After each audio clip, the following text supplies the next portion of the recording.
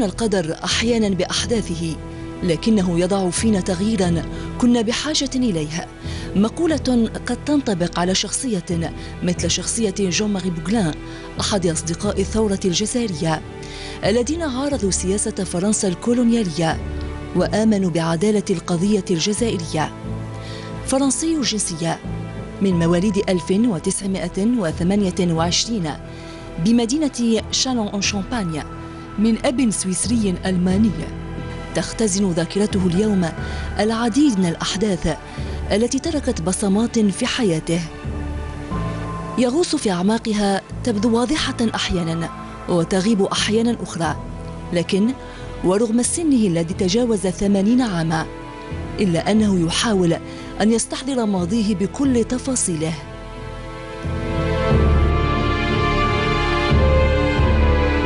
أسئلة كثيرة كنا نبحث عن أجوبة لها، فكان لابد من وقفة متأنية في سياق البحث عن لغة هادئة بين جملة الأحداث التي كانت تتداخل تتباعد لتعود لتتلاقى مرة أخرى في ذاكرته. استقبلنا ببيته المطل على مقر قنصلية الجزائر بمدينة غرنوبل جنوب شرق فرنسا. أهي الصدفة أم هو القدر الذي يضع الجزائر أمامه في كل مرة؟ بداية الحديث معه كانت عن بداية الفصل الأول من مشوار طويل لعب فيه المسرح دورا مهما.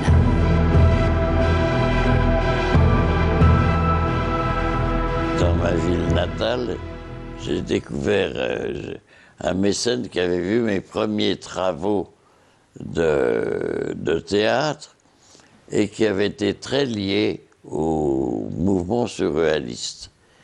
C'était Maître Gaudier. Et c'est comme ça que j'ai pu découvrir le surréalisme, les premiers textes anticolonialistes et tout ça, dans leurs éditions originales. Ça, c'est important.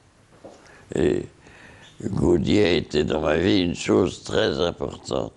C'est une rencontre pour moi. Je l'ai rencontré il y a maintenant une dizaine d'années, quelque chose comme ça, sur des expériences de théâtre qu'on suivait l'un et l'autre. Donc on s'est rencontrés, on s'est parlé, et de fil en aiguille, si je puis dire, nous sommes devenus proches et dans des relations amicales très fortes. Et actuellement, je travaille avec un ami sur un document sur Jean-Marie. Et voilà, et donc l'idée de ce travail m'est venue quand j'ai précisément connu Jean-Marie, en me disant c'est pas possible qu'une telle mémoire, un tel témoignage disparaisse corps et biens. Donc il faut absolument garder quelque chose, garder une trace de sa vie, parce que sa vie trace un sillon dans l'époque. Et c'est un sillon, je pense, il y a quelques vies comme ça qui comptent, qui ne sont pas des vies qui sont de premier plan, de celles qu'on connaît, de celles qui font les vedettes, mais qui sont de celles qui font véritablement l'époque, dans son travail quotidien, dans son travail clandestin, dans son travail essentiel. مشاهد العدالة الفرنسية دفعته للالتحاق بالثورة الجزائرية والانضمام إلى صفوف جبهة التحرير الوطنية سنة 1957 مسلحا بقناعة راسخة مفادها أن الجزائر جزائرية. Je me souviens qu'on avait des relais à l'université. Et à l'université, il y avait un garçon très sympathique qui était d'origine algérienne. Bon, à l'époque, moi, je ne savais même pas qu'il y avait la guerre en Algérie, qui s'appelait Kader. Et puis, lors un jour, je suis allé à nouveau à l'université et je demande où était passé Kader. Et on me dit qu'il appartenait à un mouvement nationaliste algérien, tout ça m'étonnait un peu, mais qu'il était mort sous la torture à Lyon, rue Vauban.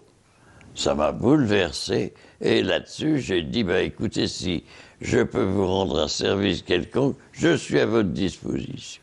Mais vous savez comme moi, non, vous êtes trop jeune pour le savoir, que quand vous mettez le petit doigt dans une sorte d'organisation de ce genre, le bras y passe, et puis après tout le corps. هنا يبدأ فصل آخر من فصول حياته مع العمل النضالي لصالح القضية الجزائرية، بعد أن طلب منها تنظيم شبكة لدعم جبهة التحرير الوطنية بمدينة ليون بفرنسا، التي كانت تنشط ضمن ما كان يعرف بشبكة جونسون أو حملة الحقائب. À l'époque, mais comme je voyageais beaucoup, parce qu'en même temps, j'étais instructeur d'éducation par le jeu dramatique, et tous les week-ends, je voyageais en France, je faisais des stages, etc. Et ils m'ont dit, ben, bien sûr, et c'est comme ça que j'aurais transporté tout au départ des faux papiers. Et puis, comme je vous disais tout à l'heure, là, vous y mettez le petit doigt, le bras y passe, et le corps entier, et finalement, au bout de 2-3 ans, je me suis retrouvé à la tête d'un réseau. Eux, ils étaient également très cloisonnés. Et par exemple, je ne connaissais que 2 Algériens, dont un qui était à Paris, dont le nom m'échappe, je ne sais plus, bon, peu importe. Et puis, c'était évidemment sous un faux nom. Quand l'occasion s'est présentée, a décidé d'agir, tout simplement, en tant que personne. Et c'est ce qui l'a amené à participer au combat des Algériens qui ont mené la bataille pour l'indépendance.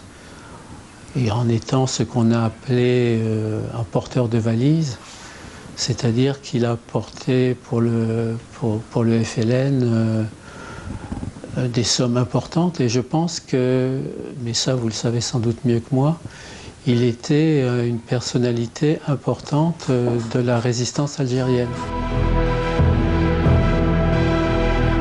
يعود للحديث عن المسرح الذي استطاع من خلاله أن يعبر عن أفكاره وآرائه، فوظف حسه الفني لنقل معاناة وأوضاع الجزائريين آنذاك، مساهما في خلق حركية مسرحية جزائرية كانت بمثابة المنبر الذي يعلو منه صوت الثورة. Au bout de 3 jours, dans la rue, je tombe sur Boudia que j'avais connu au festival de la jeunesse européenne de l'Orleille, et c'est là que l'idée un peu folle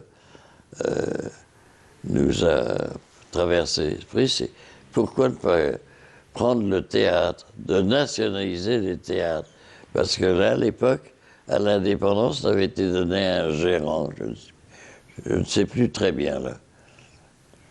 Et alors on s'est réunis avec justement mon camarade Bourboune, qui était responsable de l'information à Paris avant l'indépendance, qui après est devenu commissaire. Il est devenu commissaire à la culture, sorte de ministre de la culture. Et voilà, on s'est réunis et lui assis dans un fauteuil délabré en train de rédiger ce qu'allait devenir le statut du théâtre algérien. Voilà. Il serait bien, à mon avis, qu'une salle de théâtre porte le nom de Mohamed Boudia, au même titre qu'à Oran, le théâtre s'appelle théâtre à Lula, qui lui aussi a été assassiné.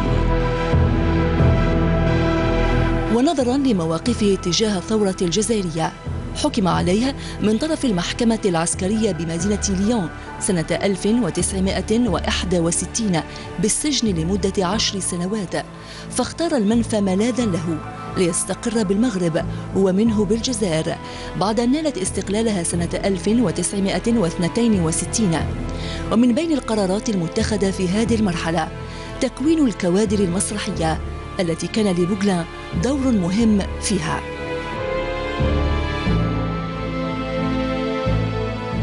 Lors de mon exil au Maroc, j'avais retrouvé un camarade déserteur qui était cinéaste important, et on a fait connaissance de Mouloud Mamri parce que nous avons tourné des tas de films sur les camps de réfugiés qui étaient à la frontière algéro-tunisienne, etc. Et c'est là que j'ai fait connaissance de Mouloud Mamri, avec qui nous avions écrit à l'époque un scénario qui s'appelait Le village incendié, qu'on n'a jamais eu les moyens de tourner. Je me souviens qu'il m'avait dit qu'il avait écrit une pièce, La bataille d'Alger, sur la bataille d'Alger, et qu'il avait, quand il était obligé de quitter Alger, qu'il avait mis ça dans une boîte de banania et qu'il avait enterré ça dans son jardin. Lorsque nous sommes rentrés à Alger, je me souviens d'avoir demandé à Mouloud de terminer cette pièce.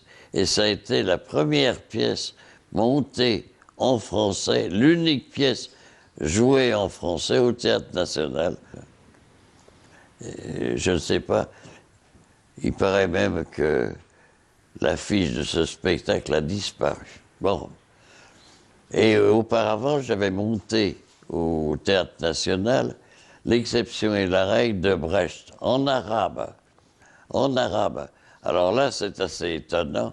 C'est assez étonnant parce que je ne parle pas l'arabe, mais comme je connaissais bien la pièce et le traducteur, et comme tous les comédiens étaient, il y avait surtout Sidali Cuirette qui était extraordinaire, connaissant bien la pièce en français, bon ben, et que les comédiens ont répété en français. Ils avaient tous un avantage sur moi, ils avaient une double culture. Eux parlaient à l'arabe, à la fois arabe et français. Et après, quand on a monté le Feun, j'ai des très bons souvenirs. Parce que c'était Kaltoum qui était la mère, et puis Agoumi qui était le personnage principal. Quand il a été en Algérie, il a beaucoup travaillé avec la Cinémathèque algérienne, et il a, pour la Cinémathèque algérienne, accueilli beaucoup des grands cinéastes qui sont venus à Alger pour des programmes qui leur étaient consacrés à la Cinémathèque. بكثير من الحنين يتذكر تلامذته الذين جمعته معهم لحظات ومحطات فارقة في حياته. هم اليوم أسماء لامعة في عالمي المسرح والسينما الجزائريين، منهم من رحل عنا ومنهم من لا يزال عطاؤه مستمراً.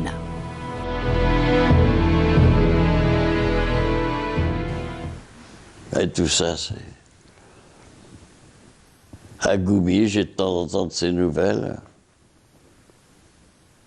Parmi mes élèves, il y en a un qui a terminé un peu à la Comédie Française, Mouloud Ketib, et puis un autre qui est un cinéaste qui a eu son moment important, c'est Brahim Tsaki, parce qu'il a surtout fait des films sur et pour les enfants.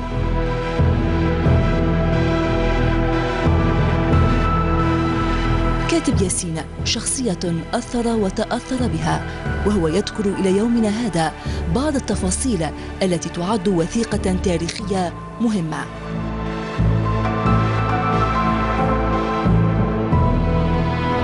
Kateb Yassine, nos rapports ont toujours été très bizarres, parce que quand en Algérie, j'avais essayé de le récupérer pour le TNA, et il m'avait dit que celui dont il portait presque le même nom, Mustapha Kateb, c'était même pas un cousin. Et c'est vrai que Mustapha Kateb, je le considère toujours comme le fossoyeur du théâtre algérien. Et on s'est liés d'amitié, on s'est perdu de vue. Dans les années 70-72, nous sommes allés ensemble au Vietnam, voir l'oncle Ho. Ça nous a marqué. Là, quand il est rentré, il a écrit une pièce de théâtre, L'homme aux sandales de caoutchouc. Et je me souviens que c'était déjà un vieil homme, l'oncle Ho, qui nous a dit que nous avions un grand défaut, c'est que nous étions impatients. Et lui nous a raconté qu'il avait mis, je ne sais plus combien de fois, 10 ou 15 fois, qu'il était rentré en Indochine et que le moment n'était pas bon et qu'il repartait. Voilà. Et puis, on s'est perdu de vue avec... Et puis, un jour, j'apprends qu'il est à Vercheny, du côté de Die.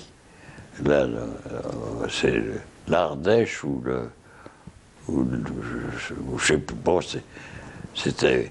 Et alors, je suis allé le voir régulièrement. Il commençait déjà à être malade.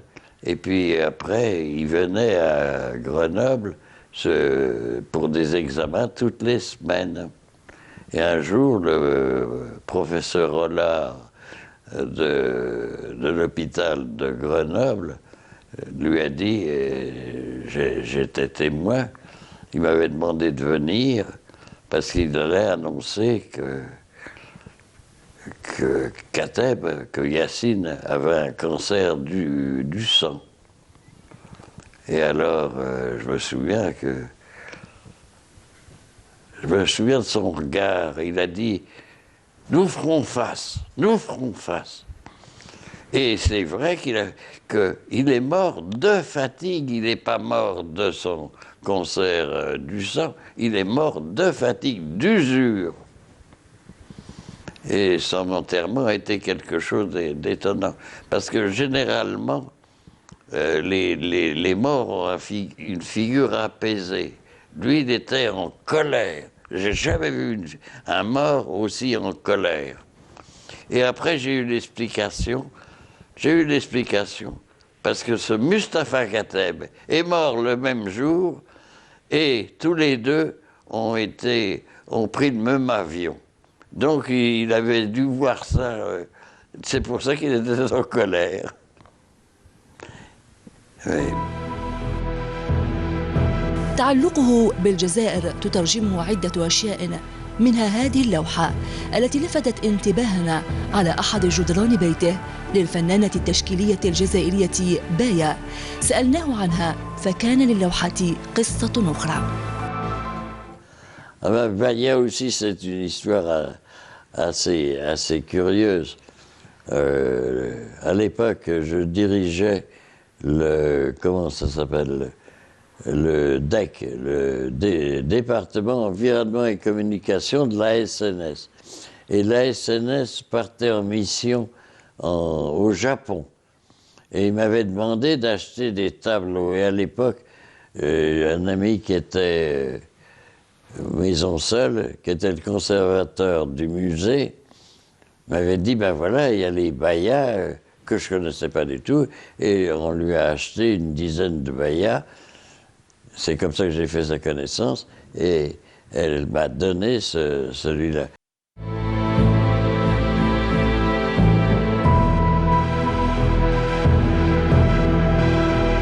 غادر جون ماري بوكلان الجزائر سنة 1981 ليعود إلى فرنسا ويستقر بمدينة غرنوبل. تركناه ببيته وسط كتبه وذكرياته وأشيائه، ورحلنا تاركين وراءنا ماضينا وسط صمت رهيب في لحظة توقف فيها الزمن.